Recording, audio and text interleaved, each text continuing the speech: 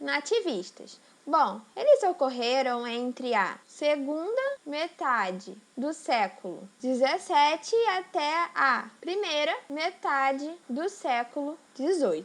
Bom, então, o primeiro ponto que a gente tem que alertar é que esses movimentos eles eram pré-iluministas. O que é importante, por quê? Porque esses homens, eles não tinham ainda em mente que eles habitavam em uma colônia de exploração. Então, eles não tinham a consciência de que existia um plano metropolitano de exploração, certo? Bom, esses movimentos, eles eram, em geral, de caráter local, então eles não tinham essa ideia de união, de nação. Além disso, eles tinham como objetivo buscar melhores condições de vida, certo?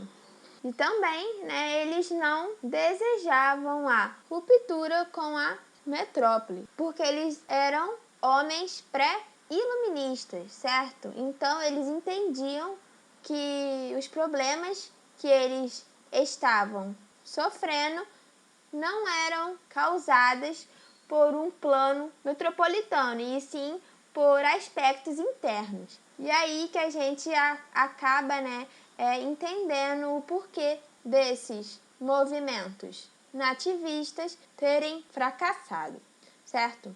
Bom, o primeiro movimento que a gente vai estudar hoje é a Revolta de Beckman, que ocorreu em 1684 no Maranhão. Bom, o Maranhão, durante a União Ibérica, ele se separou do resto da colônia. E aí, com o processo de restauração portuguesa, o Conselho Ultramarino ele vai estabelecer uma companhia de comércio, certo? Esta que vai ser importante para afirmar o pacto no Maranhão. E essa companhia ela vai adotar uma política comercial em que produtos que forem trazidos da Europa para que fossem vendidos para a elite maranhense tinham um alto preço, enquanto os produtos que eram de origem maranhense iriam ser comprados por essa companhia por valores baixos, certo? E isso vai acabar criando uma revolta. E essa revolta ela vai ser liderada pelos irmãos Beckman, que eram membros da elite algodoeira do Maranhão. Bom, e aí o que esse Beckman ele vai fazer, Ele vai até Portugal, certo? E vai avisar a coroa portuguesa da exploração que eles estavam sofrendo da companhia comercial, certo? Só que, obviamente, o rei ele vai ser a favor dessa companhia. Por quê? Porque ela era responsável pelo lucro à metrópole. Então, o rei ele vai mandar matar o Beckman, Ele vai ser enforcado e também esquartejado, Tendo as partes do seu corpo espalhadas pela cidade do Maranhão, que vai ser um ato, que tinha uma imagem aterrorizante para o povo, e logo servindo como um instrumento de ameaça. Nesse momento, também, coroa portuguesa ela vai expulsar os jesuítas do Maranhão. E isso foi uma atitude muito inteligente, porque acabou agradando essa elite. Bom, o segundo movimento, que a gente vai estudar hoje foi a Guerra dos Emboabas, que ocorreu em Minas Gerais, no início do século XVIII, certo? Que foi justamente a época, né, em que os bandeirantes eles chegaram nessa área, tendo lá descoberto milhares e milhares de jazidas de ouro.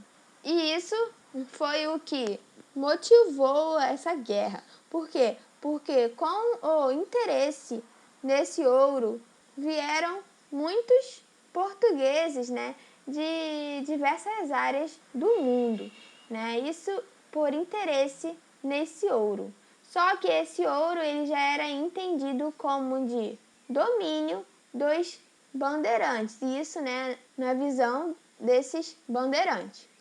E é aí que surge essa guerra, certo? É uma guerra que foi motivada pelo domínio das Minas. Então foi uma disputa entre os bandeirantes e os não bandeirantes. E aí, para solucionar essa guerra, a coroa ela vai criar o sistema de sorteio de lavras, né, em que seriam sorteado essas lavras, né, que eram terras de alta produtividade, né, porém seriam sorteadas somente para quem tivesse no mínimo 12 escravos.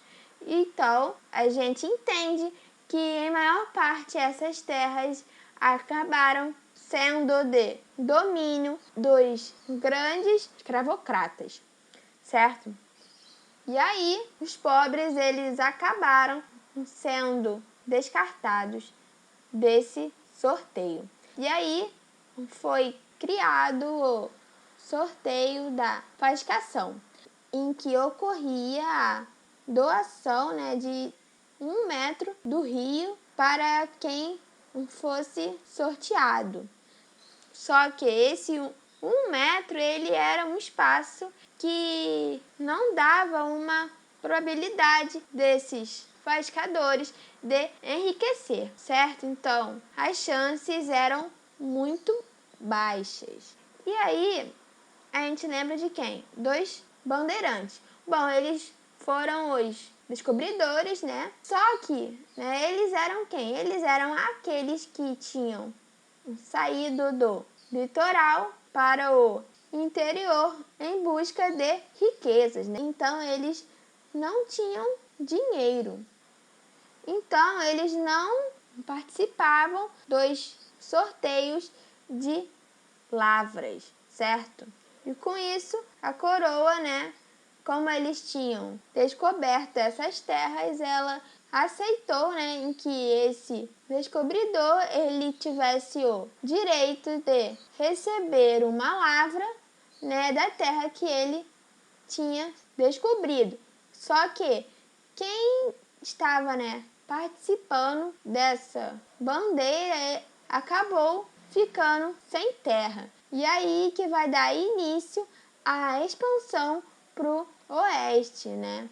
Pois era uma tentativa de descobrir o ouro em outras áreas. Bom, gente, essa aula é bem longa, né? Então eu acabei dividindo ela em 2 partes. E essa é a primeira parte e na outra eu vou estar falando da Guerra dos Mascates e também da Revolta de Vila Rica. Bom, é isso, gente. Até a próxima e estudem. Um beijo.